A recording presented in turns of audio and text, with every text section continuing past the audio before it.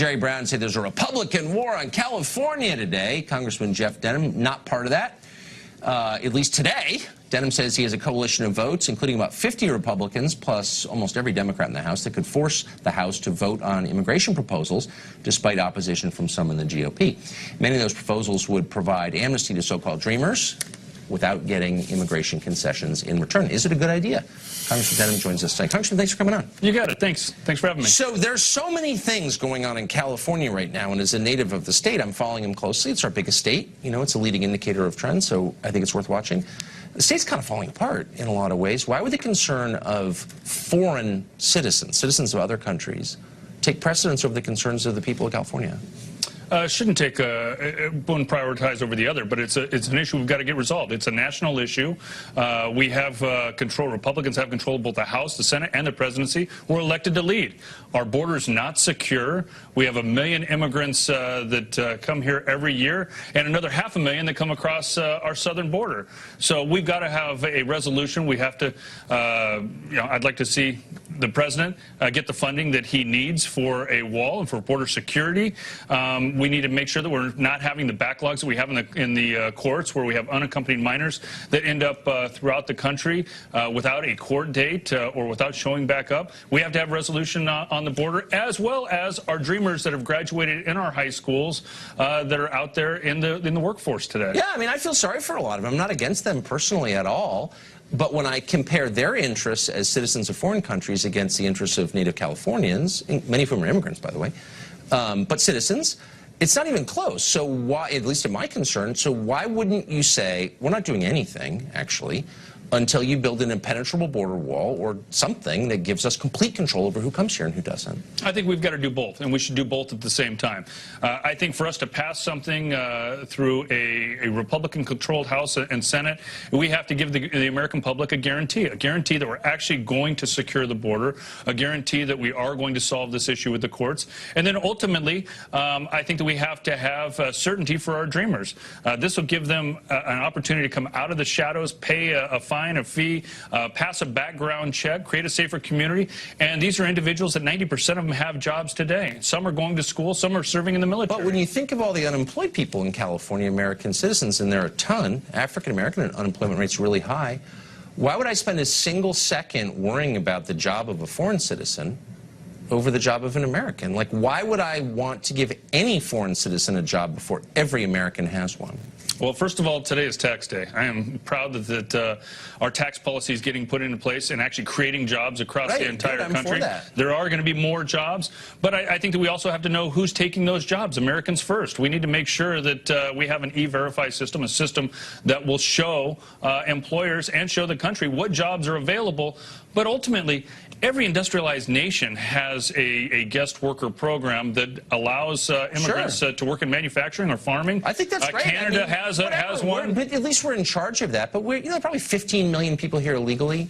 And no Republican is saying, other than like Steve King, is saying we should send anybody back, really. Let's take 10 million and just go home. But where do you send them to? I mean, these are kids who were brought here. No. You're talking about the dreamers. I'm talking about the 15 million people in this country illegally. And Republicans, I mean, they're lying to their voters, as you know. They're never going to build meaningful border controls. They're never going to send anybody back. They've given in on the basic assumptions of the left, which is everyone who's already here can stay and become a citizen and vote. You don't think so? I disagree. No, we've made great strides along the border. That's not enough. There's still areas of the border that are totally insecure, that you see a lot of people coming across. We can do a much better job, but certainly we have a president that wants to focus on that campaigned on the issue. We ought to give him the resources to get it done. And then why does the budget, the last budget, provide more money for border security in foreign countries than it does for our country? Oh, I think that we've got to pass an overall border security bill. But we just voted. I mean, you guys just voted on that, and I mean that was the funding for the. Well, not you guys. I didn't vote for it. Well, and amen, and good for you for not voting for that atrocity. I wish it hadn't been signed. But the Republican leadership kind of signed off on it, and it literally gave more money for border security in foreign nations across the seas than it did for us. This needs to be a priority for both parties. It's disappointing that under the previous administration, every Democrat in the House House, every Democrat in the Senate signed on to the bill that came out of the Senate that had $42 billion for border security. And now this has become a political hot potato to not even give this president the $25 billion that I think both parties recognize the fact that he will spend it, that he will build it, and build it quickly and effectively. And that has to be part of any solution that we have. I hope so. I mean, just because people voted for it. You know, it's a democracy. Congressman, thanks a lot for coming on. I appreciate it. It's good to see you. Thank you. Nice to see you. California Governor Jerry Brown says he'll answer the Trump administration's call for National Guard troops on the border, but on one condition: those troops cannot help enforce federal immigration law. The only surprise is that he didn't go further. California is an open rebellion, of course, against federal immigration law. Its sanctuary state law punishes collaboration with federal agents. Collaboration. It's crazy. Meanwhile, the state is suing the Trump administration over its plan to ask about citizenship status on the 2020 census. Congressman Brad Sherman is a Southern California Democrat, and he joins us tonight. Congressman, thanks for coming on. Good to be with you. So it seems to me if I'm a Californian or one of its elected, even federal officials, I'm really worried about the outflow of middle-class families from California, massive, almost 1 million in the past 20 years, leaving the state. And I'm asking myself, why are they leaving? Maybe I should pay some attention to them and less attention to people coming here illegally to replace them. Does that ever occur to you?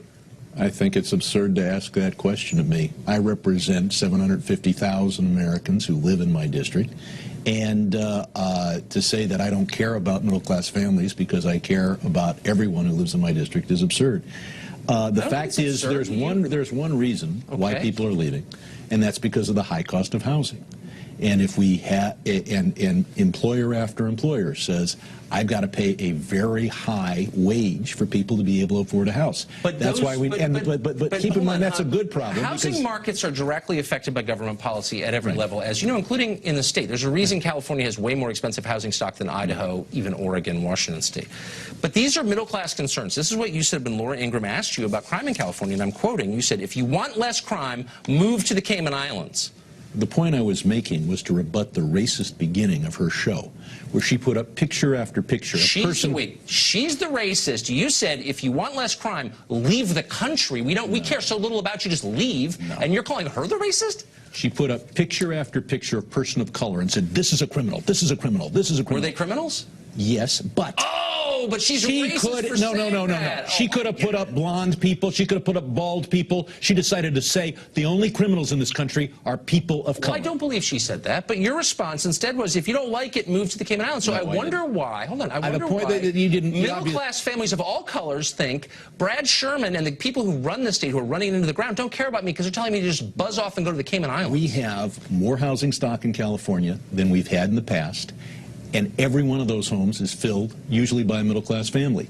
We can't build housing fast enough to take care of all the people who want to live there. Why is the state's poverty rate rising faster than any other state? Why does the state, which was the richest state, now have the most poverty of any state? We also have a very high But why is that rising so fast? We are a point of entry for people who come here from other countries, mostly legally, who are poor. And they work hard and they become middle class. When we import poor people, we get rich. But why hasn't that happened in your state? California is richer than the rest of the country, and we're doing just fine. But it has more poverty than the rest of the country. So a small number of people, and now is the economy of Latin America. You're obviously a beneficiary, so it may not bother you. But it does bother people enough that they're leaving by the tens of thousands, hundreds of thousands every year. Our population goes up each year. Our housing stock is expensive. We're doing just fine. Our credit rating is exceptional, and people want to live in California. So you have almost $1 trillion in unfunded obligations to retirees. $1 trillion. You're a state, not a country. That's big. Your credit rating is fine. A lot of credit ratings were fine in 2007, 2008, and then the economy blew up. So that's not a valid measure of anything. You've asked me to come on here and talk about the census, and now you want me to... you don't want to answer real questions. I want to answer the real questions you asked me to come on. Oh, so I'm being unfair. Am I a racist, too, for asking these questions, like Laura? No, you're just being someone who wants to talk about a state issue. Just committed to adult conversation, right? Issues No. You about asked me to come on and talk about the census. Okay, well then and instead, you want me to talk about state government issues. Oh, it's a trick. I'm asking you budget questions. Sorry to be complex. No. So I'll ask you a census question. Why shouldn't we know, why shouldn't we be allowed to know how many citizens and non-citizens live here? Many censuses have asked this. Do you want to use political polarization to pollute the enumeration, to bias the census? If so, then we should have a question about guns. Why shouldn't we know how many guns are in each household? Why? The reason we don't ask that is because we don't want to politically bias the census. Why do we ask race questions? Why do we do the whole sort of German race thing, like, what race are you? What's your DNA? Why do we ask that? Do you find that a little creepy? I don't know anyone in my district who's afraid to answer a question about what race they are or what their gender is. Well, how do you know? Have you done a survey on it? I don't think you have. I'm in pretty good touch with my district. All 700,000? You've asked them race questions? That's kind of weird. I'm in pretty good touch with what people are thinking in the San Fernando Valley. And not a single person has come up to me and said they're afraid to answer the question about their race. Because they're afraid they're living in the shadows, Congressman, and I think we both know that. What? Because they're... Just joking. I'm throwing your dumb rhetoric at you. They're living in the shadows. If you could answer your race question, you could answer a citizenship question. Why not ask a gun question? Because the it's reason is because the citizenship. Well, citizenship is irrelevant to gun ownership. The reason we don't ask a gun ownership question is because the NRA would tell people to throw the survey away, and Texas would lose 3 seats in Texas. Hilarious. I like it. I mean, that's a pretty funny If you want to politically pollute the census, start with a gun question. That's pretty good. I knew we were going to get to the NRA. Congressman, thank you for joining.